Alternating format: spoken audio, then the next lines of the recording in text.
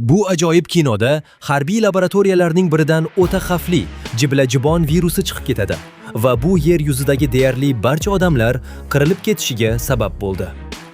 Qo'riqchi laboratoriyani zudlik bilan yopish kerakligi haqida xabar oladi.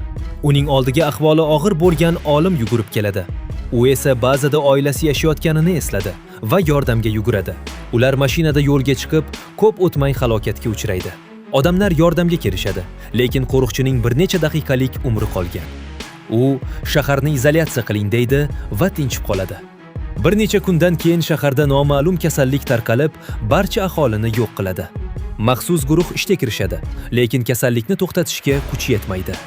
Harbiylar butun shtatni tashqi dunyodan uzishadi. Omon qolgan zapravkachi Asadbekni esa bazaga olib kelishadi. Olim virus bilan aloqadan keyin faqat ugina omon qolganini aytadi. Shifokor Asadbek ular bilan hamkorlik qilib, epidemiyani to'xtatishga yordam berishini xohlaydi. Asadbek ham bunga mutlaqo qarshi emas. Yana bir kundan keyin bazada kimdir kasallanadi. Endi bu yer ham xavfsiz emas edi va ular Atlantadagi yangi bazaga ko'chib o'tishadi. U yerda erkak bazaning yer ostidan 100 metr chuqurlikda joylashganini va ularda zaxiralar ko'pligini aytadi. Demak, bu yerdagi eng xavfsiz joy. Tunda qahramonimizning oldiga rangi bo'zargan shifokor kiradi. Bazadagi barcha odamlar zararlangan. Bu esa dori yaratish rejalarini barbod qiladi. "Yo, Xudoyim, endi nima bo'ladi, aka?" deydi Asadbek. "Xullas, ukajonim, o'yin tugadi", deydi doktor. Ular gaplashayotgan paytda xonaga Asadbekni yo'q qilish buyrug'ini olgan zararlangan agent kiradi. Doktor Asadbekni himoya qiladi. Yigit esa agentni tinchitadi. Shundan keyin yigit polga o'rnatilgan chiroqlarga ergashib, bosh qo'mondonning xonasiga keladi. Ekranda butun shahar vayron bo'lgani ko'rinadi. "Menimcha, faqat biz tirik qoldik", deydi qo'mondon. Chol Asadbekni yo'q qilish buyrug'ini bermaganini aytadi. Kimdir uning omon qolishini istamayapti.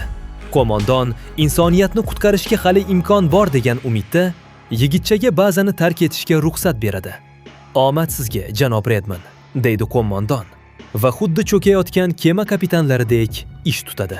Asadbek jasadlar bilan to'lgan yo'lak bo'ylab yuradi va chiqish eshigini topadi. Lekin u boshqa omon qolganlar ham borligini bilmasdi. Nyu-York qulagan, lekin u yerda Ahror va Rita tirik qolishgan. Ularning oldiga kostyum kiygan erkak yugurib kelib, bir quti pulni ko'rsatadi. U yigitning dugonasini 15 daqiqaga sotib olmoqchi, lekin Ahror rad etadi. Keyin notanish yigitning sheriklari chiqib keladi va qochishga to'g'ri keladi. Ular kanalizatsiyaga yashirinishadi. Kalamushlardan qo'rqqan Rita, yigit uni qaytarmoqchi bo'lganiga qaramay, yerto'ladan chiqib ketadi. Yigit esa yo'lida davom etdi. Suv ko'tarilmoqda va u endi ortga qaytishni o'ylayotganida oldidan onasining jasadi paydo bo'ladi. "Nega oldimga kelmayapsan, Ahror?" deb baqiradi ayolning tanasi va yigit qochib qoladi. Voqealar ro'y berishidan bir necha kun oldin Ahror mahalliy barda qo'shiq aytayotgan edi. Unga yangi virus bilan kasallangan onasi qo'ng'iroq qildi.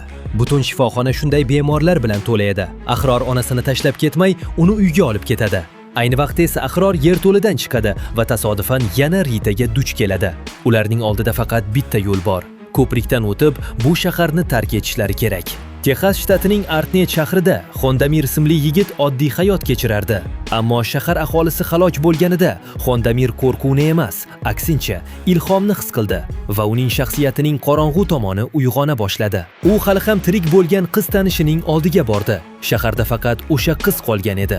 Yigit hech bo'lmasa endi o'sha qiz o'zini tanlashidan umidvor. Farangizning esa bunga aslo vaqti yo'q, chunki butun oilasini yerga qo'yish kerak. Keyinchalik Xondamir yana Farangizning oldiga kelib, uni o'limdan qutqarib qoladi va taslim bo'lmaslikni so'raydi.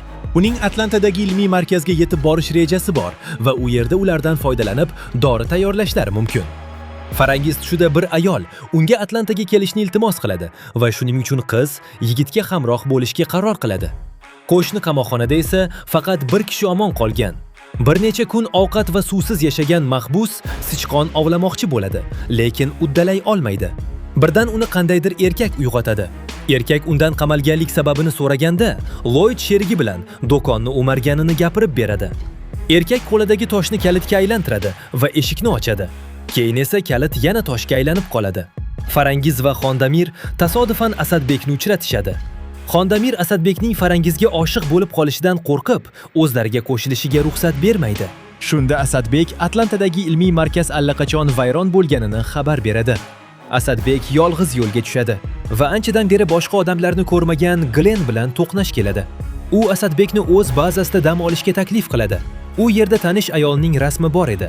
Ularning hammasi uni tushlarida ko'rishgan. Qolaversa, ayol ularga bir xil narsani aytgan. Asadbek rasmlarni o'rganishda davom etadi.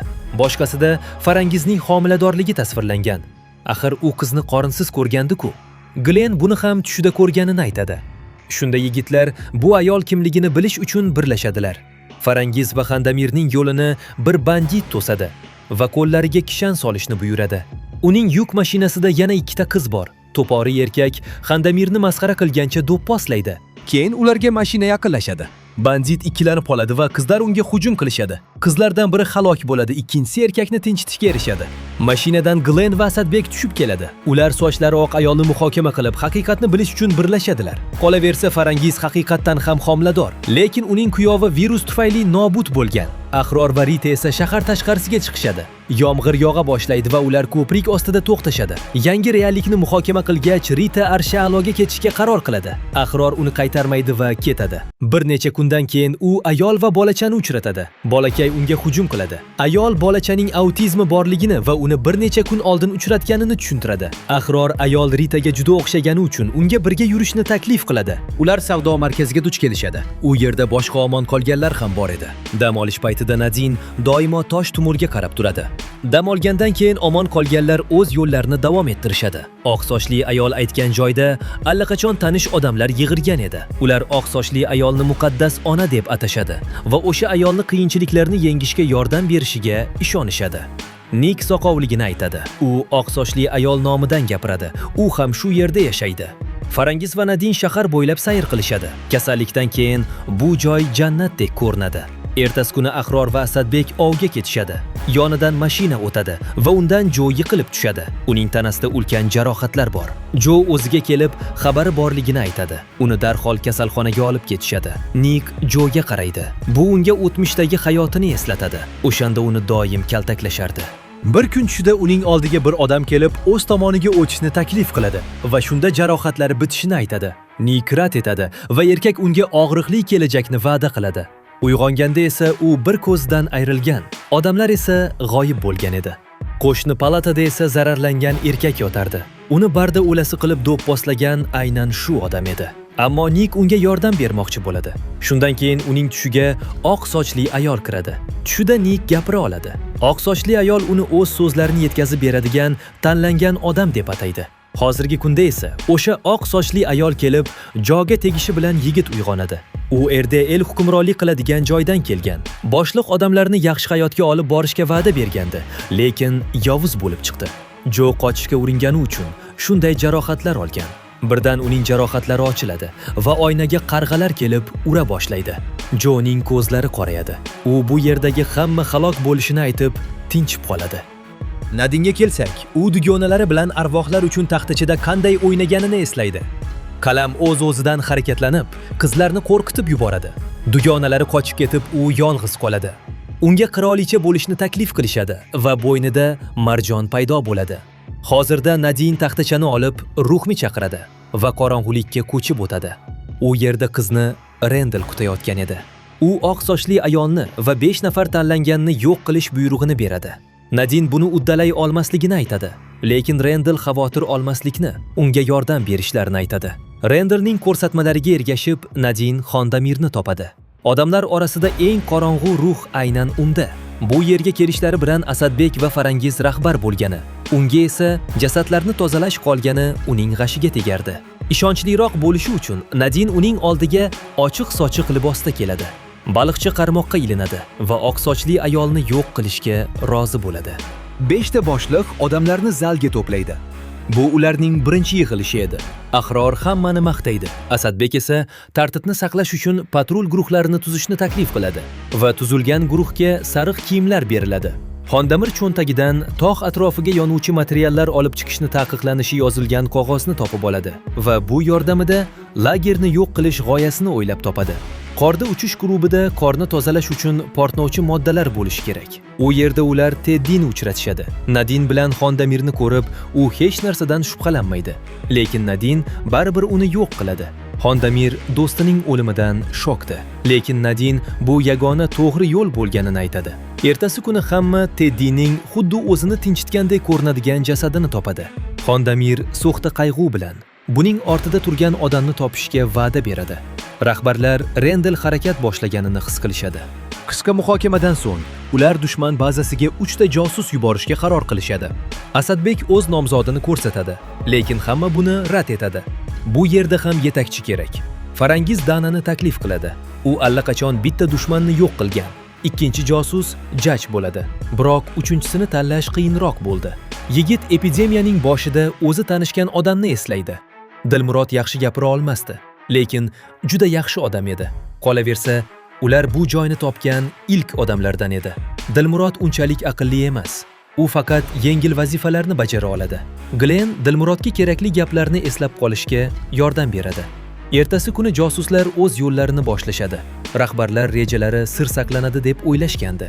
Lekin oq sochli ayol bu haqda bilib qoladi va Nikka josuslik uchun hozir eng yaxshi vaqt emasligini aytadi. Tez orada biz boshimizga qanday baloni tortganlaringni bilib olamiz, deydi jahli chiqqan kampir. Xondamir Farangizga duch keladi. Qiz uni kechki ovqatga taklif qiladi. Xondamir mamnuniyat bilan rozi bo'ladi. Qizlardan Xondamirning uyini tintuv qilishni so'raydi. Ahror ham Xondamir o'zini g'alati tutayotganini sezadi. Shu sababli rozi bo'ladi.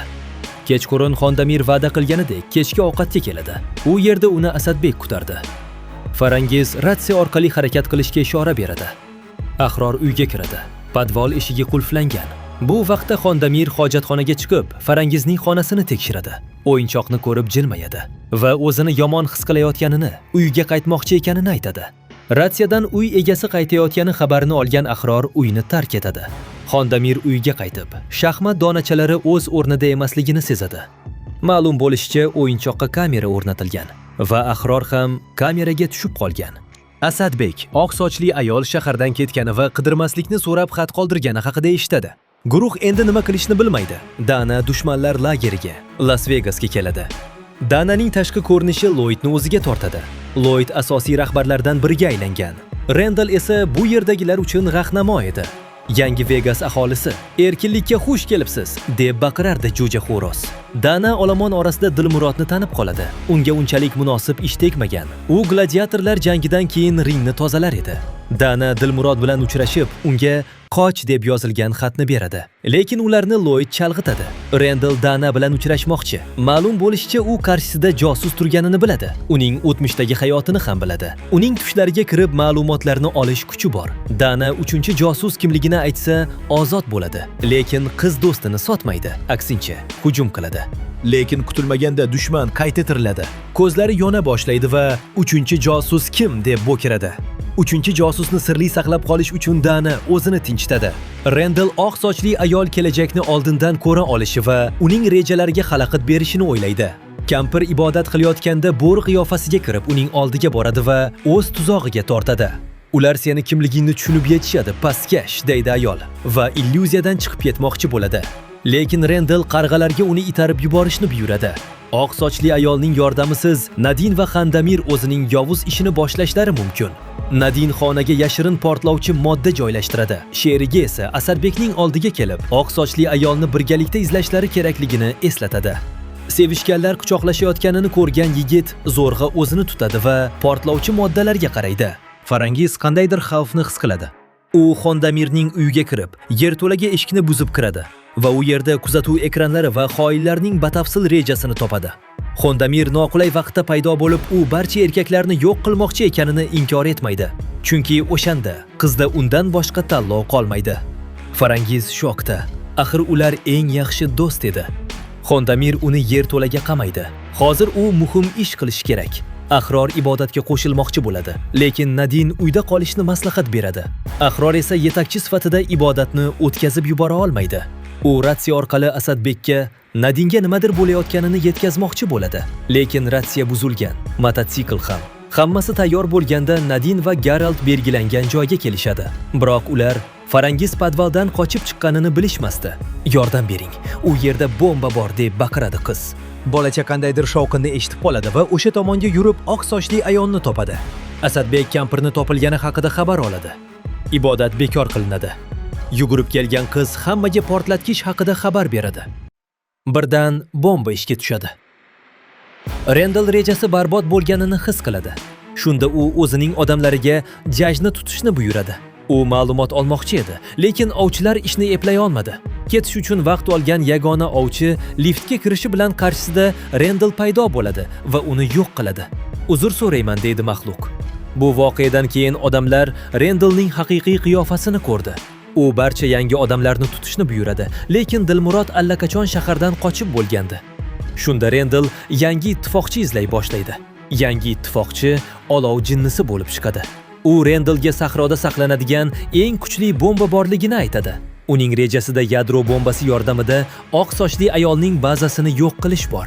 Nikning esa omadi kelmaydi. U portlovchi moddalar yaqinida bo'lgani uchun tanasining hamma qismlarini topishning iloji bo'lmadi. Oq sochli ayol o'z xatolari uchun uzr so'raydi. Yovuzlik kuchayadi. Ular piyoda g'arbga ketishlari kerak, lekin ulardan biri yetib bora olmaydi. O'z gapini tugatib, kampir vafot etadi. Nadin va Xondamir Las Vegasga yo'l olishadi. Nadin tezlikni oshiradi. Xondamir qiz nima uchun bunday qilayotganini bilmoqchi bo'ladi, lekin burilishni sezmay qolib, jiddiy jarohat oladi. U Nadin uni qutqarishiga umid qiladi, lekin qiz shunchaki unga bir qarab, keyin ketib qoladi. Xondamir endigina undan foydalanishganini tushunadi. Rahbarlar yo'lga chiqishadi. Oldinda 1000 kilometrdan ortiq masofa bor. Bir kuni ular Xondamirning qoldiqlari bilan birga avariya joyini topishadi. Buyumlar orasida shaxsiy kundalik ham bor. Unda Xondamir Rendelning kuchlari haqida bilgan hamma narsani yozib qo'ygan. Uning izdoshlari qancha ko'p bo'lsa, u shunchalik kuchli bo'ladi.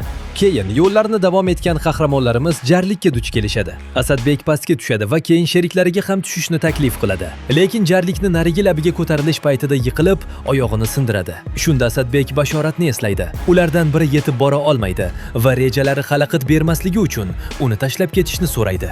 Glen og'riq qoldiruvchi dorilarni beradi, lekin 3 dan ortiq qabul qilsa, dorilar odamni o'ldirishini aytadi. Xayrlashib guruh yo'lga tushadi.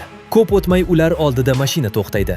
Rendel kelishini sezib taksi jo'natgan ekan. Bu vaqtda tomi ketgan yigit yadro bombasini topadi. Datchik kuchli radiatsiyani ko'rsatib, bu qoldiq juda xavfli ekanini bildiradi. Yaxshi odamlar Las Vegasga yetkaziladi. Nadin allaqachon o'zgargan, hatto qorni ham chiqib qolgan. Axir bor yo'g'i bir necha kun o'tgandi. Rendel ular ustidan sud o'tkazmoqchi. Glen olomonga murojaat qilib, Rendel shaxsan kelib ular bilan gaplashishni talab qiladi. Lloyd Glenni uradi. Shunda Glen Lloydga faqat qo'rquv tufayli Rendelga bo'ysunishini aytadi. Jazavaga tushgan Lloyd Glenni yo'q qiladi. Shahar ahli Glen haq bo'lganini o'ylay boshlaydi. Rendel kuchining tez kamayib borayotganini his qiladi.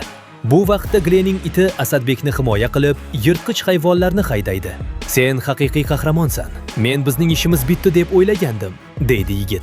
Ahror Nadinga o'ziga qarashini maslahat beradi, chunki ayol juda g'alati ko'rinardi. Nadin ajablanib, o'zi bilan hammasi yaxshi ekanini aytadi. Shunda Ahror unga ko'zguni tutadi. O'z ahvolini ko'rgan qiz hushini yo'qotadi. Rendel unga erkin shahar shahzodasini ko'tarib yurganini va uning asosiy vazifasi bolani dunyoga keltirish ekanini aytadi. Nadin o'zini o'yinchoq qilishganini tushunadi va buning oldini olish uchun o'zini tinchitadi. Rendel g'azabda baqiradi va dushman bazasini yo'q qilishini e'lon qiladi. Olomondan kimdir Rendeldan qo'rqmasligini aytib baqiradi. "Men yovuzlikdan qo'rqmayman" deb baqiradi qiz. Rendel qizni yo'q qilishni buyuradi, lekin qizning tarafdorlari soniya sayin oshib boradi va vaziyat nazoratdan chiqib ketadi. Shunda birdan shaharni bo'ron qoplaydi. Chaqmoq Rendelni qo'llab-quvvatlagan odamlarni, jumladan Lloydni ham yo'q qiladi. Zal markazida sharsimon chaqmoq hosil bo'ladi. U Rendelga bir necha marta urilib, uni bug'lanib ketishga majbur qiladi. Keyin chaqmoq jangovar kallakka tegib, portlashni keltirib chiqaradi. Asadbek yorqin chaqnashdan uyg'onib ketadi. Zarba to'lqini yetib keladi va tuman ichidan Dilmurod chiqib keladi. Bir necha hafta o'tgach, Farangiz farzand ko'radi. Virus bilan kasallanib tug'ilgan chaqaloq bir necha kundan keyin tuzalib ketadi. Odamlarda normal hayotni qaytarishga umid paydo bo'ladi. Butun guruhdan faqat Asadbek omon qoladi. Uning rahbarligida shahar rivojlanadi, lekin Farangizga zerikarli bo'lib qoladi. U shahardan tashqariga chiqmoqchi. Asadbek buni istamasdi, lekin uni bir o'zini ham jo'nata olmaydi. Ular mamlakatni o'rganishni boshlashadi. Omon qolganlar hech qayerda yo'q edi. Oila fermada dam oladi. It bir narsani sezadi. U Makka jo'xoriga yugurib boradi. Kimningdir qo'lidan qo'g'irchoq tushib ketadi va u uni olib ketadi. Bu osmonga qarab bir nimalar g'o'ldirayotgan qizcha edi. Ertasi kuni bola kasal bo'lib qoladi. Asadbek dori uchun shaharga ketadi. Frenada esa qoqilib, quduqqa tushib ketadi. O'ziga kelganda u o'rmonda paydo bo'ladi va Rendalni uchratadi. U unga bir narsani ko'rsatmoqchi. Bu yerda bir qishloq bor. Keyin Farangiz quduqqa qanday tushib ketganini ko'rsatadi. U juda jiddiy jarohatlar olgan. Mashina esa singan edi. Shunda ham Farangiz Grendalga bo'ysunmaydi. U qochishni boshlaydi. Dalaga ko'chib o'tadi. Tanish qo'shiq uni oq sochli ayolning oldiga olib boradi. "Sen bu yerda nima qilyapsan?" deydi Avliyo kampir. "Men bu yerda emasman. Men quduqdaman. Chamasi o'layapman", deydi qiz qayg'urib. U xavotir olmaslikni so'raydi. Kampirning aytishicha Farangizning 5 ta farzandi bo'ladi va jarohatlari tezda bitib ketadi. O'sha vaqtgacha dunyo normal holga keladi. Real dunyoda esa Asadbek uyga qaytadi. Qizaloq Farangiz quduqqa tushib ketganini aytadi.